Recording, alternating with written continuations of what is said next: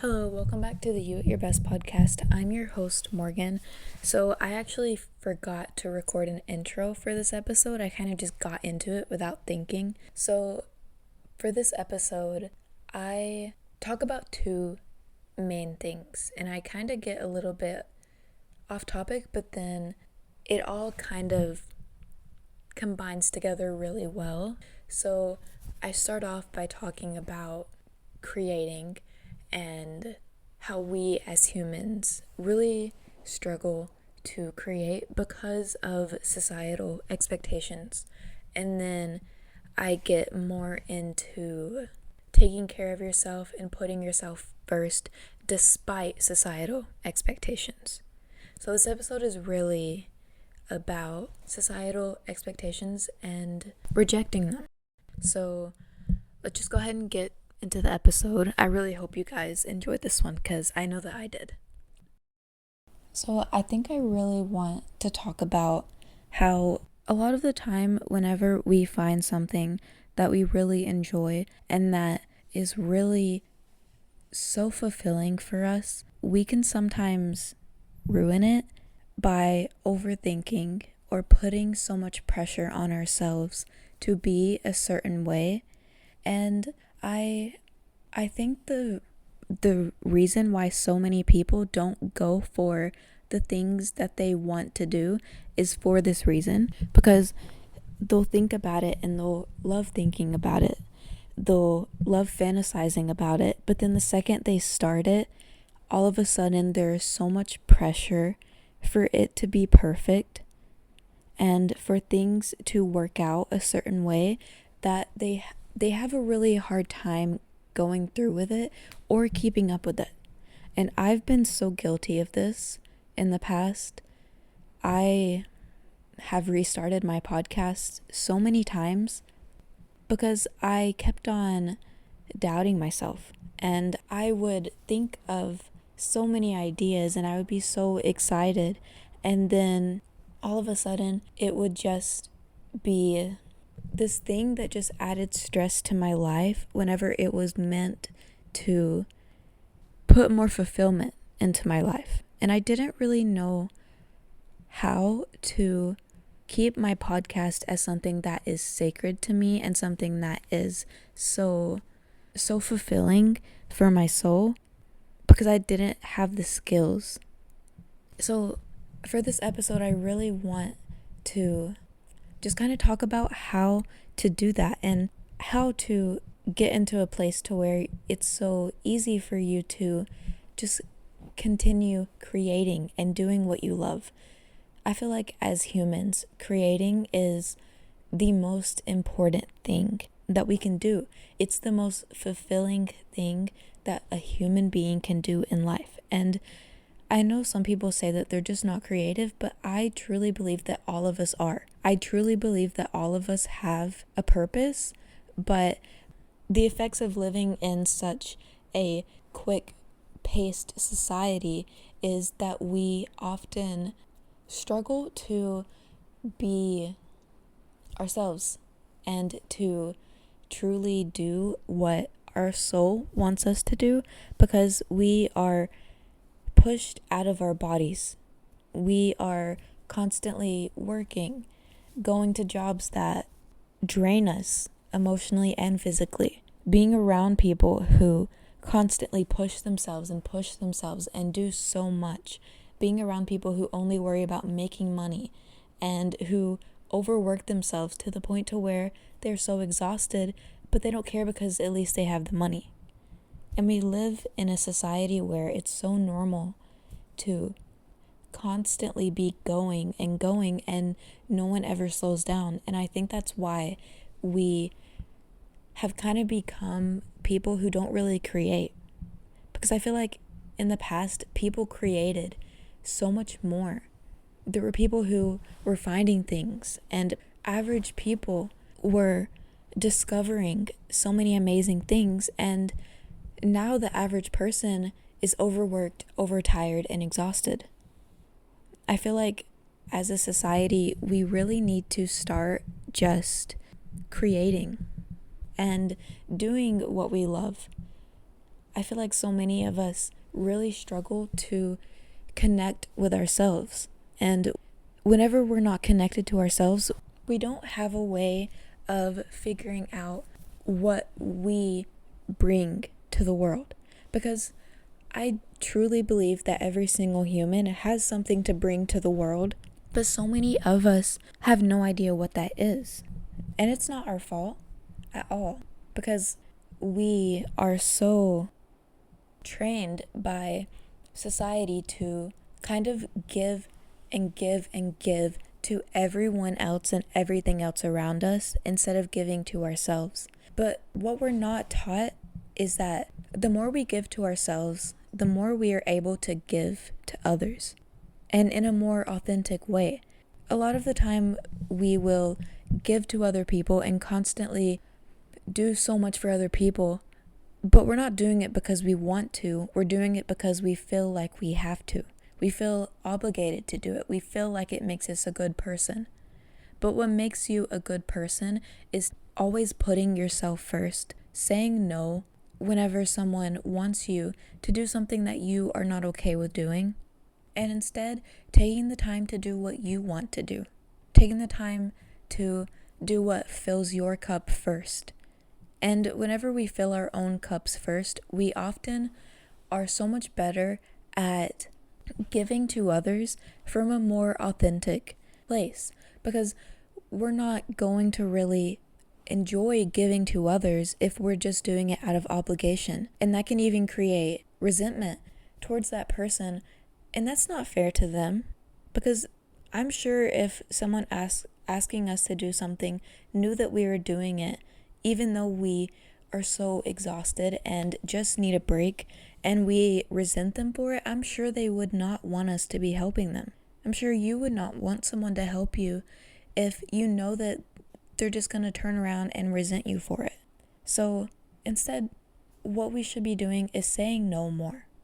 If it's something that you know you can't do and you know that you can't handle, even if that person doesn't understand, say no. Because the people who truly are for you will understand. And even if they don't understand, that's okay. You can explain if you want, but you don't have to. You don't have to explain to them why you don't want to do something for them that will drain you. So instead, just take the time to take care of yourself. Take the time to relax and be in the moment. Take the time to admire yourself. Take the time to figure out what you love and what you are meant to give to the world. Because once you start giving to the world what is meant for you, and you are doing it from a place of you love yourself so you love everyone else, that's whenever you will be able to give so much to everyone else. I feel like a lot of us have it backwards. We believe that we have to keep on giving and giving to everyone else in order to receive, but what we really need to do is keep on giving and giving to ourselves, and that in return will allow other people to take from you, because you're giving from a place that is authentically happy to do for people. And it's so important to remember that you can't expect yourself to give and give whenever you have nothing to give. It's the same thing as whenever so many people tell parents, especially moms, to take care of themselves first so that they can give to their kids. If you're constantly giving from a place of just to give and not to take or not to give to yourself, then you are never going to be able to authentically and happily give to them. And I promise you, taking care of yourself first will put you into a place to where you will be so magnetic and such a source of healed energy for the people around you. And as a parent, I know that whenever I am taking care of myself, I can give to my baby so much more. And even I've noticed that if I'm not taking care of myself, my natural mom instincts start to fade away. And I know there are so many people who notice that some parents are more neglectful to their kids. And a lot of people just judge those people. But I don't think judging anyone is going to ever fix anything. I think being kind and approaching the situation from an understanding point of view is what's going to really help people. Because no one is healed through shame. I think those parents become so neglectful because they are doing so much for everyone else around them, giving to their kids from a place where they have absolutely nothing to give, because they're not taking the time to take care of themselves. And they don't know that that's what they're supposed to do, because society teaches us that we need to give to others before we give to ourselves. So those parents that maybe become a little bit more neglectful, it's normally because they have no energy to give, but they're still giving. They're absolutely incredible people who only want to love their children, but are so overworked and overwhelmed that there's no way that they can. And it's sad because that's just kind of our normal in our society.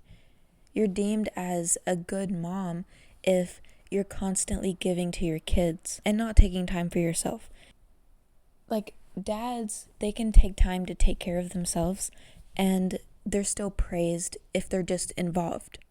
But moms, if they take the time to take care of themselves and put themselves first, even if that means that they don't spend as much time with their kids, or they don't spend as much time researching how to take care of their kids, or the best thing to do for their kids, then they're looked at as bad moms. And I just really don't see how that's fair, or why that's kind of the norm in society. Because the moms who have kids that grow up absolutely adoring their moms, absolutely loving their moms, loving themselves, are the kids who have moms who take care of themselves first, who always put what they need before anyone else's needs. And I know that can be so hard. I have a 7-month-old, and I have definitely been guilty of giving to her so much and never taking the time for myself, because she's a baby and she has a lot of needs. And it's not like I can just let her cry whenever she's hungry. It's not like I can just leave her in a poopy diaper. I have to take care of her.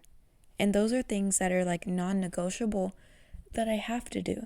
But in order for me to actually enjoy her company, whenever I'm spending time with her, and to be able to enjoy helping her develop, I have to take care of myself.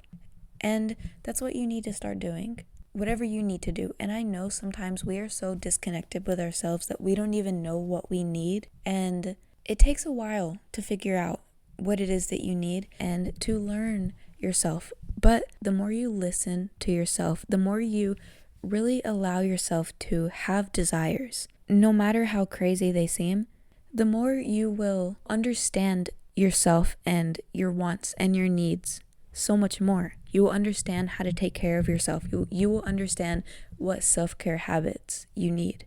And I know a lot of us have anxiety, and that anxiety can sometimes get in the way of taking care of ourselves. But something that you really need to do is just allow yourself to think about what you want without thinking about why you can't have it. And I talked about this in my last episode too, but it's so important to listen to your heart, not what everyone else does for themselves, not what your favorite podcaster does for her self-care.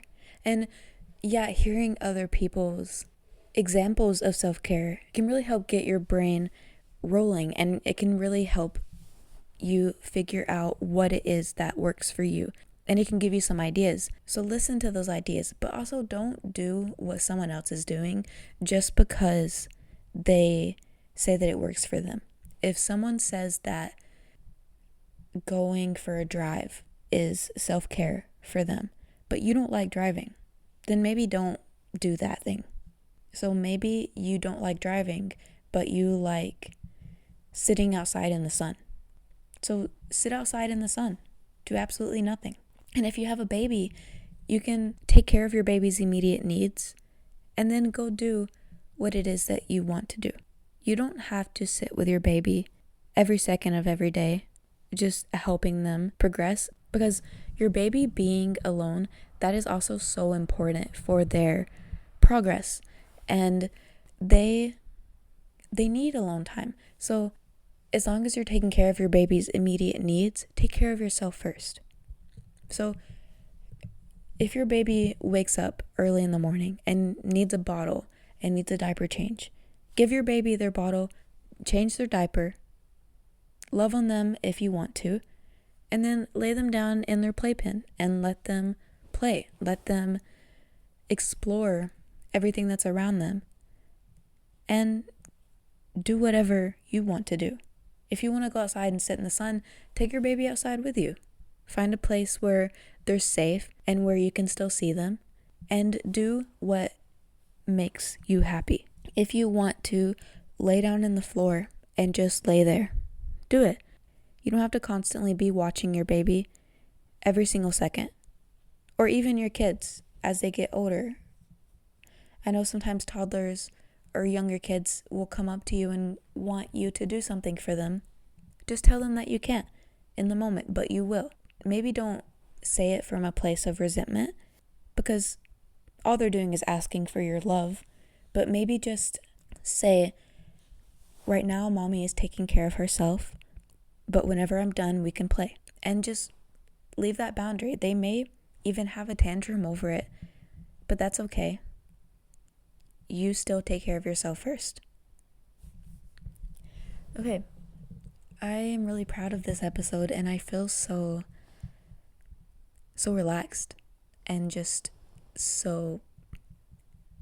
I feel so feminine, and I really love this side of myself. So I think that's it for this episode. Thank you guys so much for listening. I really hope you enjoyed this episode. I really hope this episode resonated with you. I really hope you were able to take something from this episode, even if there are things that I talked about that you didn't relate to fully. I really hope that this episode helps everyone. Thank you so much for listening. See you hopefully next week.